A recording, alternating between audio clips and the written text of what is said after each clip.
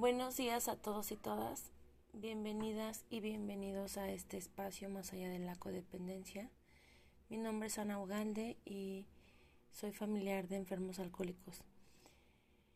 El día de hoy quiero compartirles un poquito de dos fragmentos de dos libros muy bonitos.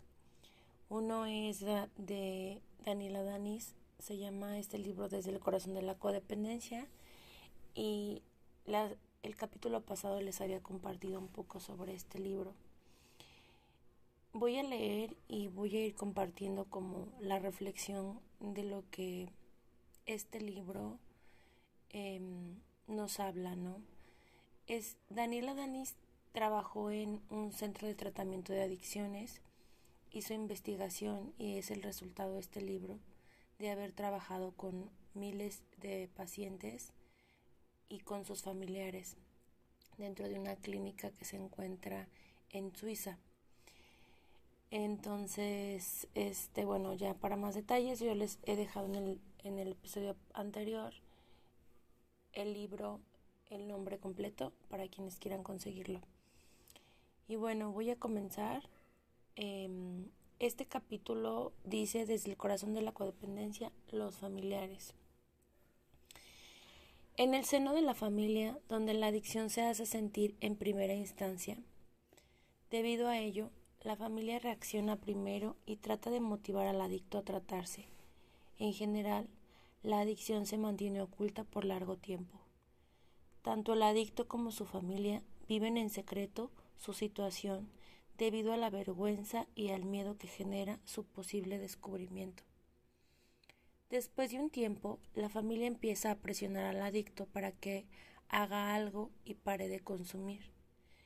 Pero rara vez el adicto reacciona de manera inmediata. A veces le lleva años tomar la decisión de tratar su problema y, entre tanto, se transforma en el problema de todos.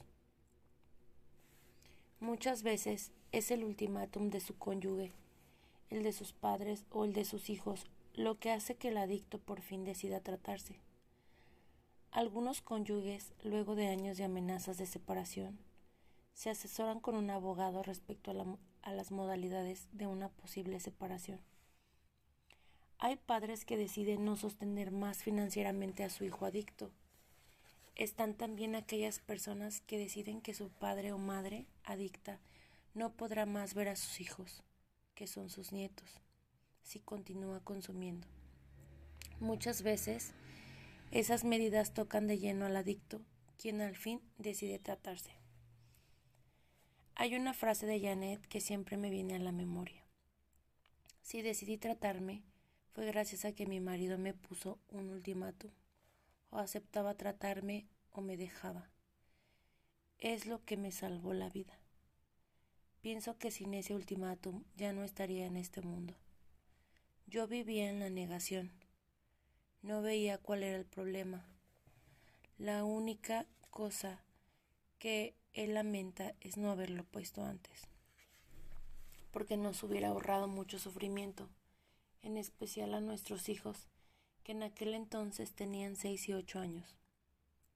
Muchas veces he escuchado mensajes semejantes. Decidí tratarme porque tenía miedo de perderla o de perderlo.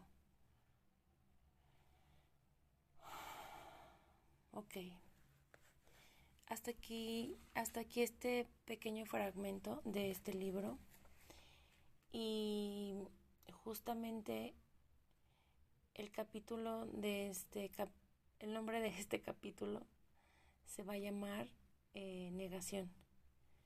La negación es una de las características del alcohólico, pero también de su familia, también de los familiares. Recuerdo mucho en algún momento que tuve a una terapeuta y me dijo: vivimos en una sociedad alcohólica.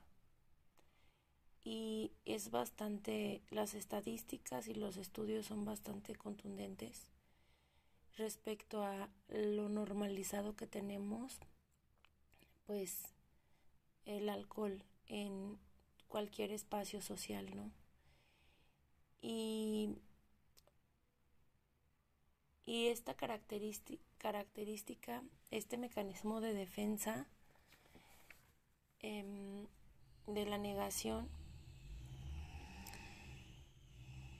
y yo creo que no solo digamos, síntomas, sino otros más, hay otras características que, que tiene el alcohólico y que compartimos los familiares, ¿verdad? Porque es una enfermedad que va lastimando a todos, ¿no? Y que todas las conductas, actitudes, enfermizas se van contagiando todo el sistema familiar. Los efectos y los estragos en la manera de percibirnos, de sentirnos, de vivirnos, se van esparciendo. Justamente como decía aquí en una parte del libro, en una parte de lo que acababa de leer, a veces lleva años tomar la decisión de tratar su problema y entre tanto se transforma en el problema de todos. Está tan normalizado el consumo de alcohol en nuestras vidas, en todos los espacios sociales, que no lo vemos, ¿no? Está tan cerca de nosotros los problemas y aún así nos negamos a reconocer que nuestro familiar tiene un problema. Me parece fuertísimo que no solo porque yo lo viví en carne propia, ¿no? Yo duré como 24 años de mi vida, 25 años, diciendo mi papá es alcohólico, de los dientes para afuera, pero sin reconocer qué implicaba, qué impacto había tenido en mi vida el que yo dijera eso, ¿no? En negación también, ¿no? En una negación, eh, por una falta, pues, de a pesar de todo lo que vivimos con mi papá y con mi mamá, ¿verdad? En su codependencia, a pesar de todo lo que viví, yo no entendía qué implicaba completamente ser hija de un alcohólico y una mamá codependiente. Entonces, a falta también de mucha información en el contexto, en la tele, o sea, no hay como mucha información respecto a qué significa esta enfermedad y cómo va lastimando la vida de todas las personas que estamos rodeadas de una persona que bebe o que consume alguna sustancia. Y pasa, o sea, después de años, eh, así como el alcohólico va teniendo una tolerancia al alcohol a consumir, y primero es una cerveza, después dos, después un cartón, después, así como va teniendo una tolerancia a su cuerpo a la sustancia, los familiares vamos albergando tolerancia a muchas circunstancias, a mucho caos y a mucho dolor. Y entonces también cada vez nuestro umbral, por así decirlo, de, bueno, pues es que ahora ya tiene una deuda, ya se la pagamos, ¿no? Pero ya digo que no lo va a volver a hacer. No, pues es que llegó a las 5 de la mañana, hizo un destrozo, insultó a un familiar, golpeó a alguien. Los familiares también vamos teniendo una cierta tolerancia a una serie de circunstancias espantosas, ¿verdad? Y vamos albergando cada vez más frustración, más enojo, más resentimiento, más tristeza. También nos hacemos tolerantes al caos, ¿verdad? Así como ellos a la sustancia.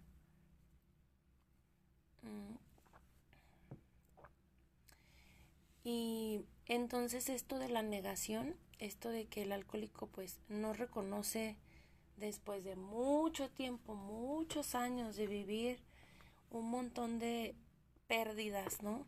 Que chocó, que se estampó, que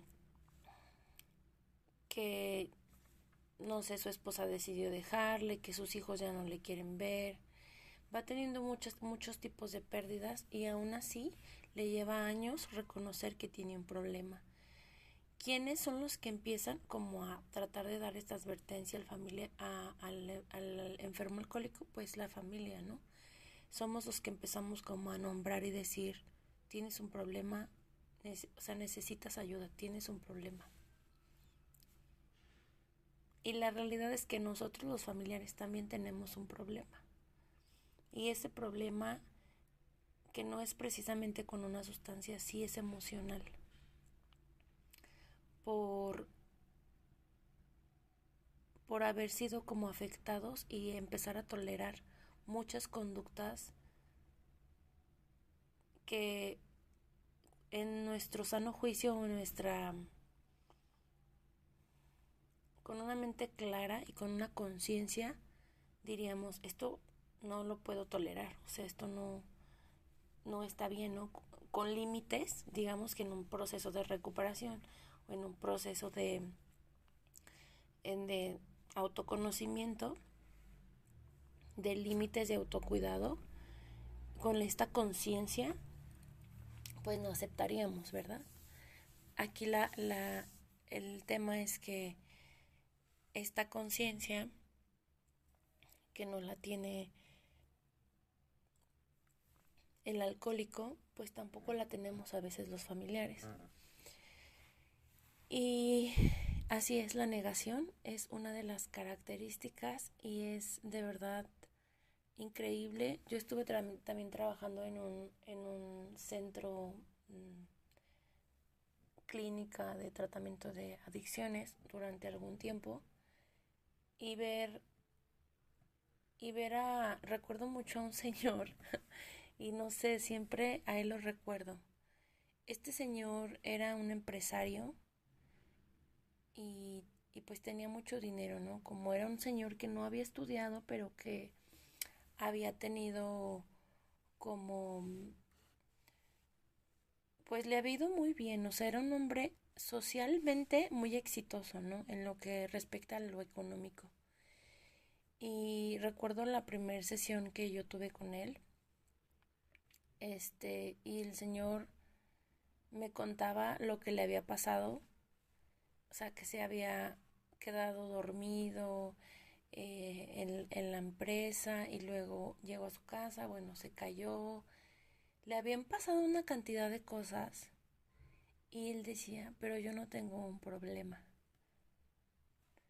Yo no tengo un problema. Yo soy un hombre que ha hecho mucho dinero.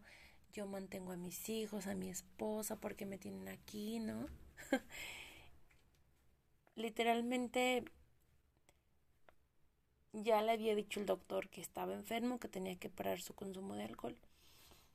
Y entonces él decía como, pero es que yo no tengo ningún problema. Entonces él no tenía algo que se llama conciencia de su enfermedad. Y a pesar, ¿no? De tener como evidencia, y esto es un poco absurdo, ¿verdad? A pesar de tener una evidencia como de ya pasé por todas estas cosas, me caí así de que casi me maté del segundo piso porque estaba súper alcoholizado, no tengo un problema, ¿no? Y a veces parece que los familiares también una de estas características también es que aprendemos a minimizar las cosas. Por vivir en una dinámica muy violenta de manipulación, aprendemos a minimizar nuestras emociones, nuestros sentimientos constantemente y entonces pues no pasa nada, no, o sea, como de ya, pues ya hizo esto el alcohólico, entonces, ay, pues vamos allá, lo que sigue, ¿no? Vamos haciendo esta tolerancia a tantas circunstancias y nos vamos haciendo mucho daño porque aprendemos a desconectarnos de nosotros y de nosotras mismas. Bueno, hay otra pequeña historia de un libro que llevamos en los grupos de ayuda mutua de Al-Anon. Y hay una historia que me gustaría leerles.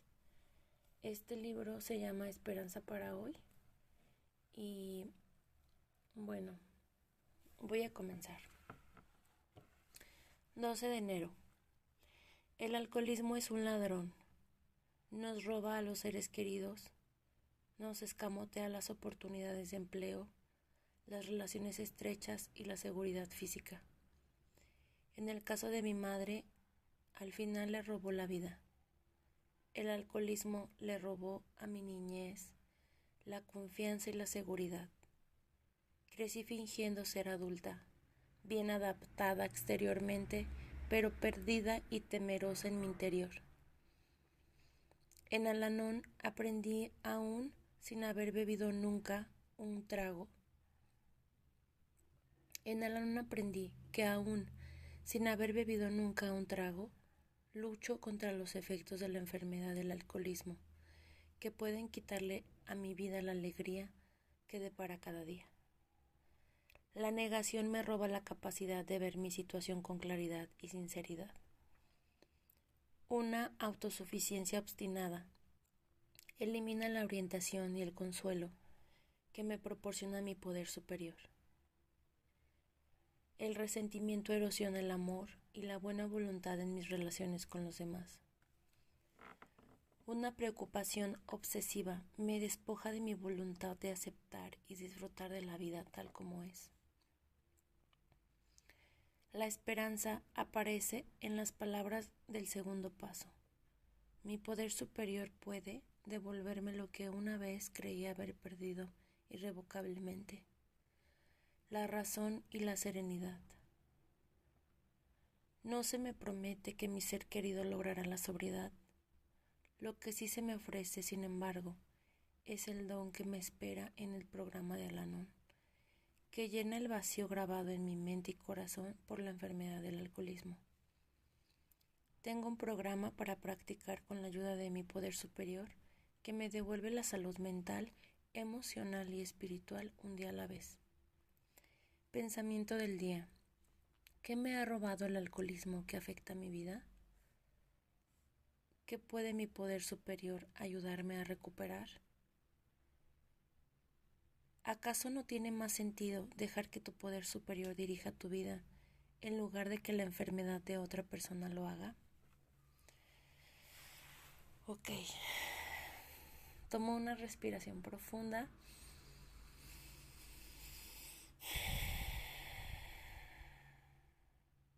Y les invito a que ustedes también tomen una respiración profunda en donde estén. Híjole, esta hojita me identifica totalmente. El alcoholismo es un ladrón, ¿verdad? Y este pedacito que dice: el alcoholismo le robó a mi niñez la confianza y la seguridad. Crecí fingiendo ser adulta, bien adaptada exteriormente, pero perdida y temerosa en mi interior. Esa persona era yo.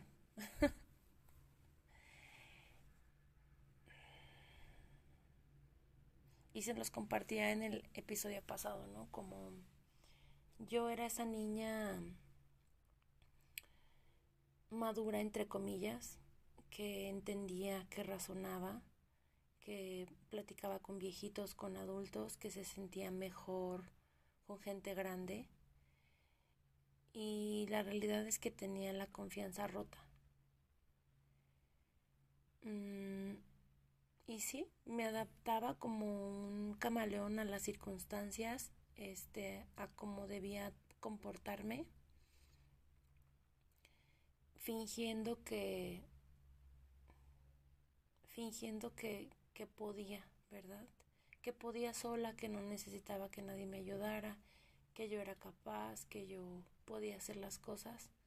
Obviamente esto estos mecanismos que utilicé para sobrevivir en mucha soledad, porque crecer con un papá que se destruye y se lastima todo el tiempo, y crecer con una mamá que también está desconectada de su mundo emocional, de su mundo espiritual. Vivir con dos papás que literalmente están en sobrevivencia, ¿no? O en supervivencia, no sé cómo decirlo. En donde también la sociedad dice, ¿no? Como que lo más importante es que trabajes y comas, y entiendo como el contexto de pobreza, el contexto como de la situación económica, en donde se nos dice pues que lo más importante es que trabajes. Obviamente mi papá y mi mamá hicieron lo que pudieron con las herramientas que tenían, o sea, a ellos apenas vivieron como mucho hambre, no tenían como todo lo necesario para subsistir. Y a mi generación le tocó, bueno, al menos a mí y a mis hermanos, como hay perfectamente alimentos, educación, ropa, vestido, como nuestras necesidades básicas, pero, pero una ausencia de un eh, entorno familiar en donde hubiera habido un salud mental, emocional, pues totalmente cero, ¿verdad? Y entonces me gustaría responder esta pregunta: ¿qué me ha robado el alcoholismo que afecta mi vida? Híjole, yo creo que una de las cosas que yo puedo hoy decir, que cuando empecé mi recuperación, cuando empecé mi proceso en un grupo, de lo primero que me di cuenta es que yo no tenía paz. Que así como describe este libro sobre la preocupación y la obsesión, que es otra característica del alcohólico, que es obsesivo, compulsivo, también los familiares somos así, obsesivos y compulsivos, no para beber alcohol, pero sí para estar como inmersos en nuestros problemas, en nuestras angustias, en nuestras preocupaciones.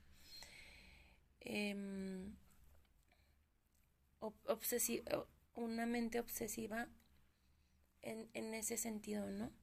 Como a estar constantemente dándole vuelta al asunto como el ratoncito, a los problemas. Yo no tenía la capacidad de estar en el presente, constantemente estaba pensando que algo malo iba a pasar. Hoy entiendo y veo que era como si yo hubiera tenido este postraumático así que te dura así mucho tiempo. Siempre pensaba que algo malo iba a pasar en donde estuviera, nunca me sentía segura, tenía mucho miedo. Ahora me doy cuenta como con esta conciencia clara, ¿verdad? Pero pues antes no, solamente voy como reflexionando ahora que tengo como una mente más clara, y sobre todo, justo como dice el libro también, esta lectura, que veo mi vida con claridad y con honestidad. Porque es un ejercicio de mucha honestidad. Cuando yo llegué a un grupo y yo decir, ajá, sí, estudié psicología y la neta no me conozco. O sea, como, no, sí, ya fui 2 años a terapia, ¿no? Y sí, supongo que tuve algunas herramientas, pero no aterrizaba mi realidad y no miraba realmente cómo era yo, cómo era mi vida, que vivía con mucho miedo, era una mujer súper insegura, no tenía mis límites claros, era muy obsesiva, muy perfeccionista, ¿sí? Entonces la confianza totalmente perdida debido a haber crecido en un hogar pues disfuncional, en un hogar en donde hubo mucha locura, mucha violencia, y Y que bueno, ya a mis 20 y tantos años, ya viviendo yo sola, ya no estaban mis papás ahí, pero sí, o sea, ya no estaban, pero yo era solita la que me estaba lastimando, ¿no? Entonces, esta pregunta, ¿qué me ha robado el alcoholismo que afecta mi vida? Híjole, yo creo que principalmente la paz, la confianza y, y que hoy esa confianza y esa paz sé que puedo acceder a ella ocupándome de mí, haciéndome responsable de mí misma. ¿Qué puede mi poder superior ayudarme a recuperar? Pues esto, ¿verdad? La paz emocional, mental y espiritual, solo un día a la vez. ¿Y cómo? Pues ocupándome de mí, haciendo lo que me corresponde, haciendo mi parte, cuidándome, alimentándome bien, moviendo mi cuerpo, acudir a mis juntas, leer, meditar, orar, escribir y permitir que esa dimensión o esa parte de mí, que es pues mi vida espiritual, pueda ayudarme a seguir encaminando mi vida y mis decisiones, ¿no?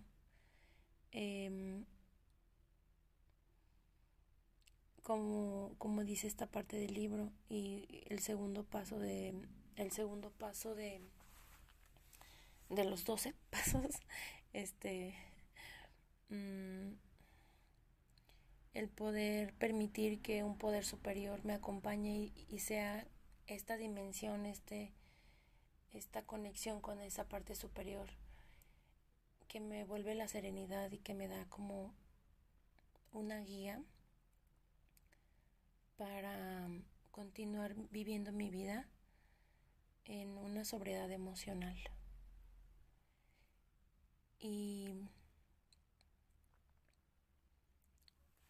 Y es difícil, ¿verdad? Porque yo casi siempre quiero controlar las situaciones, las personas, las cosas. Y yo sé que el control es miedo. Pero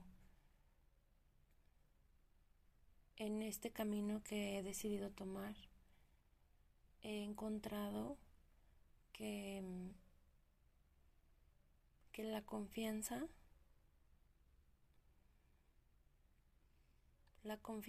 en este poder superior eh, existe y que la puedo palpar cada día. En pequeños despertares espirituales que voy teniendo, sí me ocupo de mí misma, de lo que a mí me corresponde y que sin duda es mejor que el permitir que la locura de una persona sea la que vaya dirigiendo mi vida, ¿no? Como esta última pregunta que dice: ¿acaso no tiene más sentido dejar que tu poder superior dirija tu vida en lugar de que la enfermedad de otra persona lo haga? Y bueno, pues justo en esa misma codependencia es que justamente por eso digo, como y lo decía en el tráiler del podcast, que en recuperación, porque por ejemplo mi papá todavía es un alcohólico activo y siempre que pasa algo con él o que se peleó con alguien o que hizo algo, ¿no? Una nueva locura. Para mí es muy fácil perderme. Es fácil empezar a pensar en él y preocuparme y angustiarme y pensar y sufrir, básicamente, ¿verdad? Sufrir. Entonces pierdo la confianza en, en este poder superior, pierdo de vista que yo no controlo el alcoholismo, yo no lo curo y yo no lo causo. Yo no lo causo, no lo controlo y no lo puedo curar, porque no está en mis manos. Entonces, por eso digo que en recuperación, porque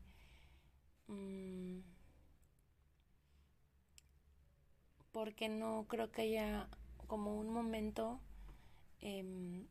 También yo creo que todas las personas que estamos en un proceso de autoconocimiento no estamos como, o sea, decimos que es un viaje y que nos vamos conociendo y que nadie está ya cocinado al 100% y entonces pues vamos, ¿no? Vamos caminando,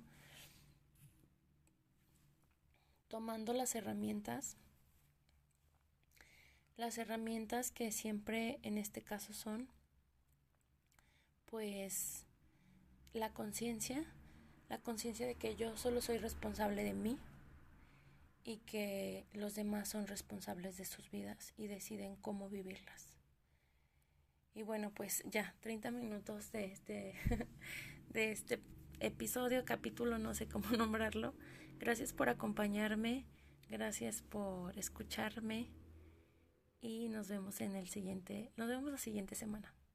Adiós, gracias.